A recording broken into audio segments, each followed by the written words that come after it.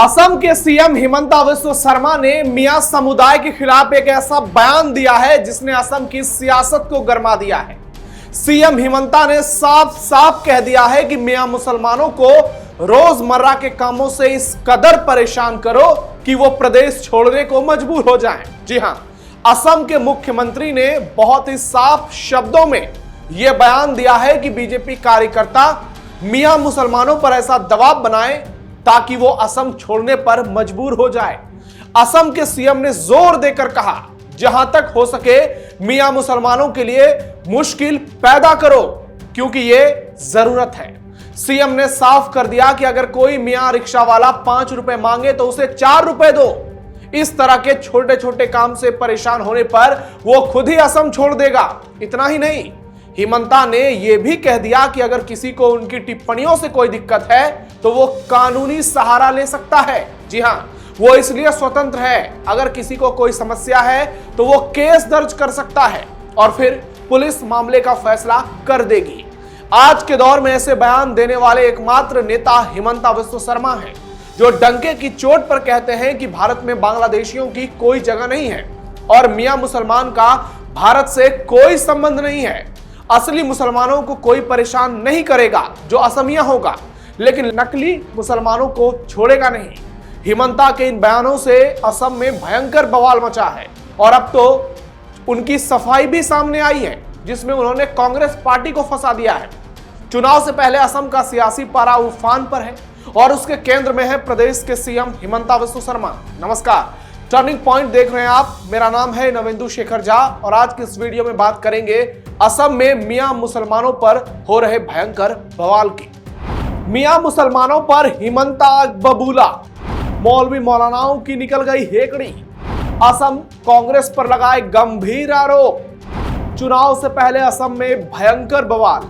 Assam CM ने इस दौरान विपक्ष पर जमकर हमला किया और दावा किया कि कांग्रेस ने असम को बर्बाद किया। घुसपैठियों के मुद्दे पर गलत तरीके से राज्य को संभाला। अगर कांग्रेस ने पहले सही से कार्रवाई की होती तो असम में ऐसे हालात नहीं होते। उन्होंने चेतावनी दी कि अगर इसका विरोध नहीं किया तो ये समुदाय पूरे असम में फैल जाएगा। उन्होंने लोगों से अपील की है कि वो सहानुभूति ना दिखाएं, बल्कि मियां मुसलमानों के खिलाफ सख्ती बरतें। हिमंता ने इस मामले को लव जिहाद से जोड़ते हुए दावा किया कि ऐसी घटनाओं से परिवारों पर असर पड़ सकता है। वहीं असम सीएम ने मियां मुसलमानों के खिलाफ बयानबाजी को रोकने के बजाय और उस पर सामने आकर दूसरा बयान दे दिया, क्योंकि कांग्रेस कह रही है कि वो सीएम है, उनको ऐसा नहीं करना चाहिए। फॉर्म 7 और 4 रुपए वाले बयान के बाद उन्होंने सुप्रीम कोर्ट का हवाला देते हुए मियां मुसलमानों के प्रति अपने स्टैंड को फिर से क्लियर कर दिया। हिमंता बिस्वा शर्मा ने एक्स पर पोस्ट करते हुए कहा कि जो लोग असम में बांग्लादेशी मुस्लिम अवैध माइग्रेशन के संदर्भ में इस्तेमाल होने वाले शब्द मियां पर मेरी टिप्पणियों के लिए मुझ पर हमले कर रहे हैं, उन्हें रुककर पढ़ना चाहिए कि भारत के सुप्रीम कोर्ट ने असम के बारे में खुद क्या कहा है। उन्होंने आगे कहा कि ये मेरी भाषा नहीं है, मेरी कल्पना नहीं है और ना ही ये कोई राजनीतिक बढ़ा चढ़ा कर कही गई बात है। ये तो सच्चाई है और सच्चाई तो हम डंके की चोट पर बोलेंगे। बांग्लादेश से जो लोग आए हैं वो लोग अपने आप को ही मियाँ बोलते हैं। मैं तो वो नाम नहीं दिया है, वो तो खुद ही वो नाम लिया है। तो वही लोग खुद बोला है कि हमें मियाँ बोलिए। मियाँ कविता लिखा है, मियाँ पोएम लिखा है, ये नाम थोड़े मैंने दिया। मैं अगर मियाँ मियाँ करूँ, वो भी असमिया असमिया करे, आपत्ति क्या है?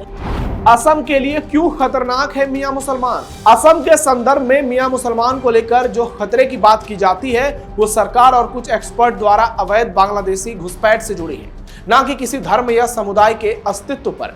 दशकों से हुई सीमा पार घुसपैठ के चलते असम के सीमावर्ती और नदी किनारे इलाके में डेमोग्राफी पूरी बदल गई है, जिससे स्थानीय संसाधनों, जमीन, रोजगार, शिक्षा और कल्याणकारी योजनाओं पर दबाव बढ़ रहा है। सरकार का दावा है कि अवैध बसावट से भूमि अतिक्रमण, वन और नदी तटों का शरण तथा बाढ़ प्रबंधन में कठिनाइयां बढ़ी हैं। कुछ रिपोर्ट्स में यह भी कहा गया है कि पहचान और नागरिकता से जुड़े विवादों ने कानून व्यवस्था और सामाजिक तनाव को जन्म दिया, जिसे एनआरसी और विदेशी न्यायाधिकरण जैसी प्रक्रियाओं से सुलझाने की कोशिश हुई। साथ ही राजनीतिक दलों पर आरोप लगाए जाते हैं कि वोट बैंक की राजनीति ने समस्या को लंबे समय तक अनसुलझा रखा। हालांकि आलोचक याद दिलाते हैं कि मियां शब्द कई असमिया मूल के पीढ़ियों से बसे मुसलमानों के लिए भी प्रयुक्त होता है और सामूहिक ठहराव या उत्पीड़न संविधान और मानवाधिकार के खिलाफ है। इसलिए तथ्यात्मक बहस का केंद्र अवैध प्रवासन और प्रशासनिक विफलताएं होनी चाहिए, न कि किसी पूरे समुदाय का सामान्यीकरण। यानी हिमंता विश्व शर्मा ने अपने इरादे स्पष्ट कर दिए हैं। उन्होंने मौलवी मौलानाओं की हेकड़ी निकाल दी है और असम में अब सिर्फ और सिर्फ असली लोग जो असम के हैं वो उनके विकास को लेकर प्रतिबद्ध हैं। गौरव गोगोई पर सीएम हिमंता का फिर हमला। सिर्फ मियां मुसलमान ही नहीं, असम कांग्रेस पर भी हिमंता आग बबूला हैं। उन्होंने बड़ा बयान देते हुए कहा कि कांग्रेस नेता और लोकसभा सांसद गौरव गोगोई के पाकिस्तान कनेक्शन से जुड़ी एसआईटी की रिपोर्ट पर 7 फरवरी को प्रदेश कैबिनेट में औपचारिक चर्चा की जाएगी। इस बैठक में रिपोर्ट के आधार पर आगे की कार्रवाई को लेकर फैसला लिया जाएगा। मुख्यमंत्री ने दावा किया कि एसआईटी की जांच में गौरव गोगोई और उनकी ब्रिटिश पत्नी एलिजाबेथ के पाकिस्तान से सीधे संबंध सामने आए हैं। हालांकि उन्होंने यह भी स्पष्ट किया कि रिपोर्ट में कुछ संवेदनशील और गोपनीय जानकारियां हैं जिसे सार्वजनिक नहीं किया जा सकता। इसलिए कैबिनेट ने इस पूरे मामले पर 7 फरवरी को एक मेमोरेंडम लेकर चर्चा करने की और पूरी रणनीति तैयार करने का फैसला किया है। सीएम ने यह भी घोषणा किया कि 8 फरवरी को एक प्रेस कॉन्फ्रेंस की जाएगी जिसमें एसआईटी की रिपोर्ट के अधिकांश निष्कर्षों को सार्वजनिक किया जाएगा। गौरतलब है कि सीएम हिमंता और भारतीय जनता पार्टी लगातार कांग्रेस सांसद गौरव गोगोई पर और उनकी पत्नी के कथित पाकिस्तान कनेक्शन को लेकर हमलावर है। बीजेपी का आरोप है कि गौरव गोगोई की पत्नी एलिजाबेथ कोलबर्न के पाकिस्तान की खुफिया एजेंसी आईएसआई से जुड़े लोगों से संबंध है। इस पूरे मामले में जांच के लिए असम पुलिस ने एसआईटी का गठन किया था।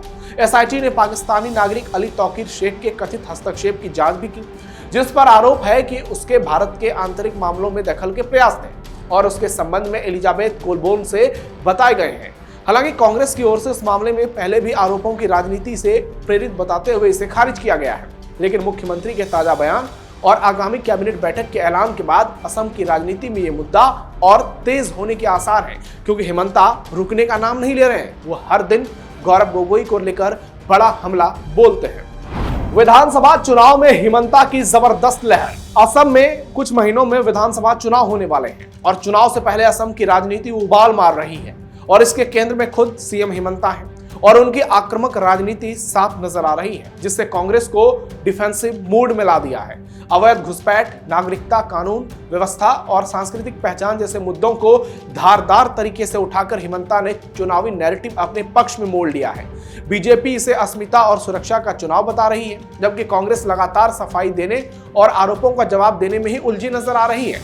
कांग्रेस पर लंबे समय तक सत्ता में रहते हुए घुसपैठ जैसे संवेदनशील मुद्दों को नजरअंदाज करने और वोट बैंक की राजनीति करने के आरोप साफ साफ दिख रहे हैं। हिमंता की सीधी, स्पष्ट और साफ साफ बयान और निर्णायक भाषा उनके समर्थकों में मजबूत नेतृत्व की छवि बनाती है। वहीं कांग्रेस का संदेश बिखरा हुआ दिखता है। जमीनी स्तर पर बीजेपी का संगठन, केंद्र सरकार का समर्थन और सीएम की व्यक्तिगत सक्रियता विपक्ष पर भारी पड़ती नजर आ रही है।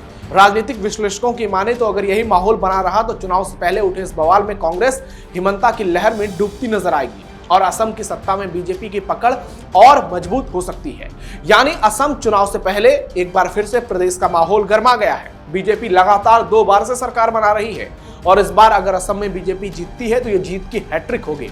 एक और हिमंता विश्व शर्मा है जो हिंदुत्व को लेकर, बांग्लादेशी घुसपैठियों के खिलाफ और असम की एकता, अनेकता और सांस्कृतिक पहचान को लेकर आगे बढ़ रहे हैं। तो दूसरी ओर कांग्रेस है जो मुस्लिम वोटों का सहारा लेकर हिमंता पर ही लगातार हमले कर रही है, क्योंकि असम में 40% के आसपास मुसलमान आबादी हो गए हैं, ऐसा हिमंता का दावा है।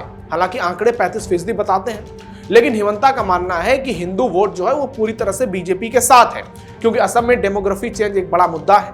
बांग्लादेश में जो कुछ हिंदुओं के साथ हो रहा है उसका एक क्लियर मैसेज असम में जा रहा है। तो असम की राजनीति में हिमंता विश्व शर्मा जिस तरह से अपने विवाद को चल रहे हैं, लग रहा है कि कांग्रेस के लिए ये चुनाव एक बार फिर से भारी पड़ सकता है, क्योंकि तमाम जो सर्वे आ रहे हैं, तमाम जो आंकड़े आ रहे हैं, ओपिनियन पोल आ रहे हैं, उसमें भी बीजेपी बम्पर जीत दर्ज करते हुए नजर आ रही है। और उसके बाद हिमंता ये कहते हैं कि जहां मुसलमान बहुल सीट होगा वहां हम उम्मीदवार ही खड़े नहीं करेंगे।